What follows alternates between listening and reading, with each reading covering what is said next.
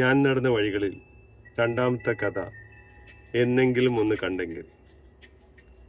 ഈ കഥയിലൂടെ ഞാൻ പറയുന്നത് പ്രവാസികളുടെ കഥ തന്നെയാണ്. നഷ്ടപ്പെട്ട സ്നേഹബന്ധവും സുഹൃത്ത് ബന്ധവും എത്രമാത്രം തീവ്രമായിരിക്കുമെന്ന് നമുക്ക് ആലോചിക്കാവുന്നേ ഉള്ളൂ. നഷ്ടപ്പെട്ട ബന്ധം തിരികെ കിട്ടിയിരുന്നെങ്കിലെന്ന് നാം എപ്പോഴും ആഗ്രഹിക്കുന്നു. ചിലപ്പോൾ ചില നിമിഷങ്ങൾ, ചില നിമിത്തങ്ങൾ നമുക്ക് നഷ്ടപ്പെട്ട സ്നേഹം തിരികെ നൽകും.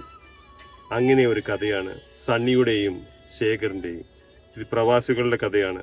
ആ ബന്ധങ്ങൾ എങ്ങനെയാണ് തിരികെ ലഭിക്കുന്നത്? അതും ഒരു കുട്ടിയിലൂടെ. ആ കുട്ടി ആരാണ്? ആ കുട്ടിയുടെ അമ്മ ആരാണ്? ഇതെല്ലാം നിങ്ങൾ അന്വേഷിക്കുന്ന ചോദ്യങ്ങളാണ്. സ്നേഹബന്ധങ്ങളും സുഹൃത്ത് ബന്ധങ്ങളും എങ്ങനെയൊക്കെ നിലനിർത്തണം എന്നുള്ള ഒരു തീവ്രമായ ആലോചനയിലൂടെയാണ് ഞാൻ ഈ കഥ എഴുതിയത്. ഈ കഥയിൽ ഒരുപക്ഷെ എൻ്റെ പഴയ സുഹൃത്തുക്കളോ അവരുടെ അനുഭവങ്ങളോ ഭാഗമായിട്ടുണ്ടാകാം. പക്ഷേ ഈ കഥ ഞാൻ പര്യവസാനിപ്പിക്കുന്നത് നല്ല രീതിയിലായതുകൊണ്ട് അത് ഒരു മാനസിക ബുദ്ധിമുട്ട് ആർക്കും ഉണ്ടാക്കില്ലെന്ന് കരുതുന്നു. എൻ്റെ മിക്കവാറും കഥകൾ ഞാൻ പറയുന്നത് എൻ്റെ യാത്രാ അനുഭവങ്ങളിലൂടെ ആയിരിക്കും.